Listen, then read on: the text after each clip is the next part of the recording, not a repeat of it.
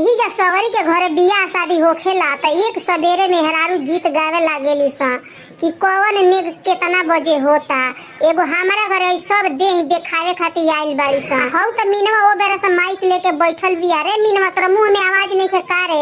अरे तनी गीत गाऊ रे, न हछुआ होखे जाते एगो गीत ना भइल हमरा घर में। अरे ये चाची का हमेशा झगड़ेलू वाला बात करत रहेनी? अपना घरे दुआरे चार गो पहनी बोला करो यहीं ना बोलेम जी। अरे मैं चुप कर, का इतना बोलत रे? हमेशा ते लड़ाई वाला बात करत रहेले। का तोरा घरे चाचर गो पतोहिया बाड़ी से त गीत गावतै स, सब मुंह फुला के त होने बैठल बाड़ी स। कोनो सोच के घुमतिया त कोनो मुंह फुलौले बिया। हम त दुनिया भर के गीत गाना अपना बियाह में। हां हां दीदी गाव, हमहू गाएम। हां हां